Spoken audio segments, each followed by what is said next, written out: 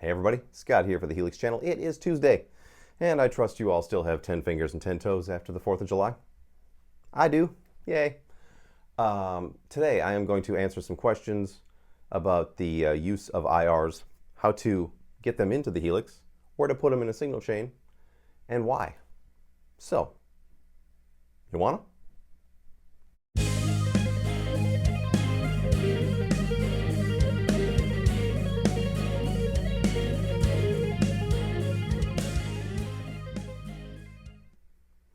Yeah, a lot of people send me emails asking about the IR question and why do I use them. Well, when I got the Helix, I really wanted to use the built-in cabs, and I tried them, and I experimented with them, and I used them for a good solid month and a half, and they sounded okay, but they just didn't feel great coming out of my speakers. And I use a pair of JBL Eon 612s. I've run it through QSC K10s, K12s, really high-end speakers, and it's basically the same thing. But to me, the reason for the IRs is the feel. You get the actual feeling of air pushing, of the speaker pushing air, and the built-in cabs don't deliver that to me. So you might think differently. You can go ahead and use those built-in cabs. But I choose the IRs. And currently I'm using 3 Sigma audio IRs because I think that they just have a sound about them that I really enjoy. And that's not to say that I still don't enjoy the Ownhammer sound. I like those as well. It's just a different kind of sound. There's a level of compression that's going on with the 3 Sigmas that I detect that I really enjoy. It's just me. It's personal preference.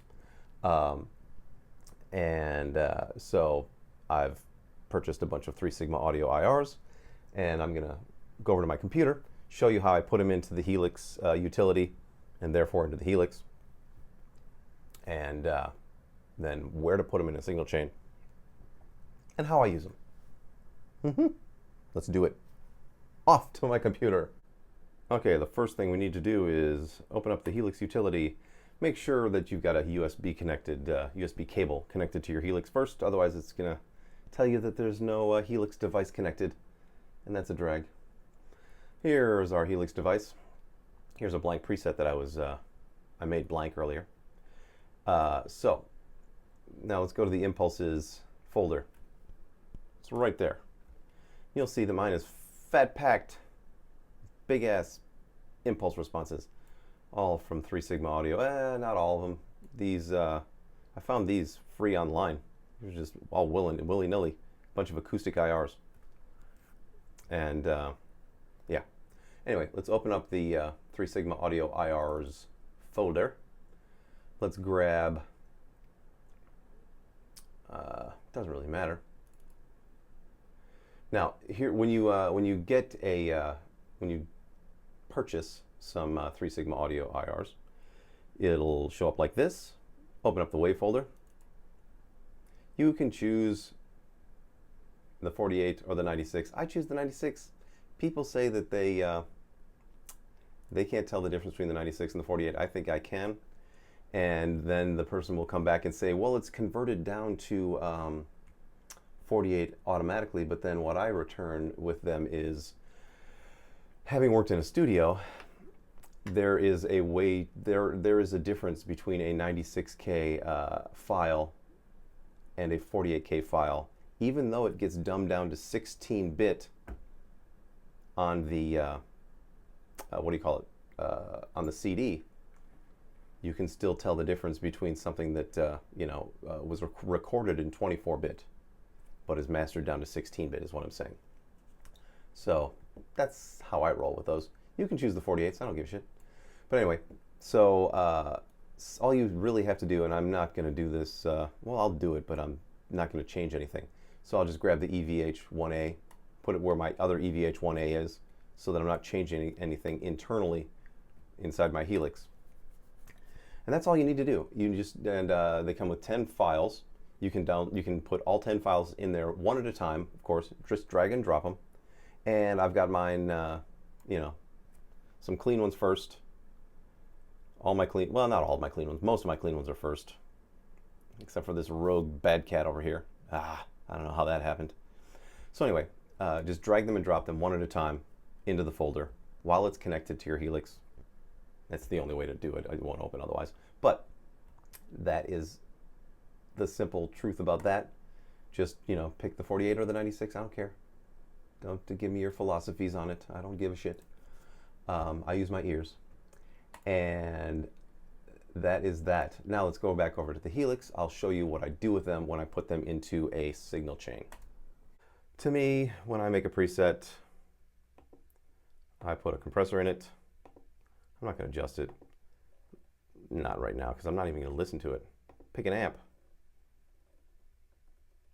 I like this one. Then an IR. Now, if you are making a simple signal path and you don't have a lot of stuff going on, you can choose the 2048 sample. But I do not, because I always use a pair of IRs. So I'm going to use the 1024. And then press the action button, pull down on the joystick, and then that separates the path. And then I can go like this, make it a little quicker. Just go copy block, paste block. Now I've got a pair of IRs there. I'll go over here, use the action button. There, now they're going to their own separate outputs. You can make them go left. I don't know why that's doing that. That's weird. Make them go left and right if you want, if you're running in stereo. That's fun. So what I do to set the low cuts and the high cuts, I start at 72. And I am currently, for a cleanish preset, I am topping out at 5.2. And if it's a jazzier one, I'll go even lower. Like for the Pat Metheny, I was in the, like 3.2, maybe 3.6. I'm not sure, can't remember. So I'll go, 5.2 in both of those. And the high and low cuts are important because they remove woofiness and fizziness. They're basically just another line of EQ in the whole scheme of things. And I also use the global EQ, and I leave it on all the time. And I've modified it a little bit lately to remove less low end and less high end. It's still removing the exact same amount in the middle of the 400 low mids, I should say, 400 hertz. And then it goes up to 2 kilohertz. But we're setting the gains for the low and high to 0. The only actual removing we're doing is there. So basically the curve looks like this. It goes down and sort of cups the 400 out of the way. And then the bottom section here is like 100, and over here is 2. So that's where the curve comes up to. And that was the suggestion of Kevin at Ownhammer. So I'm going to go ahead and trust his ears and his knowledge. And yeah. And that applies it to all the outputs that I use. And not all of them. But it doesn't come out of my my USB, which is fine. But yeah, so that is how I use the IRs, and I thoroughly enjoy the 3A and the 5A. But what I love to do is take a 3A, which is the amplifier they used for that is a modified 5150 power amp section, so it's got a lot of bottom end to it and 2B goodness. And then the 3B is a solid state amplifier. So I like to use the two and then get the best of both worlds in the same preset. So it's a nice tight bottom end and then big tubiness on the other one. So running the two together gives me a nice combination that I can't get from a single IR. There you go, everybody. Another fun tutorial, and I'm going to be back tomorrow with a name that riff video. But it's also, since this week I am dedicating the rest of this week, starting from today, to teaching people things and not just making presets to sell and to and to give away, because I give away close to as much as I sell. Just saying. I gave away more of the Purple Rain preset than any other single thing I've ever done. Hundreds upon hundreds of people asked for that. So it was awesome, and I'm glad to do it. But this week is dedicated to teaching. So I'm going to make a Name That Riff video tomorrow and show you how I recreate a tone, the aspects of it that I listened for in the recreation process, and how I make those things happen on the Helix. It's a slightly different process than how I made it happen on the TCG system or on the Kemper.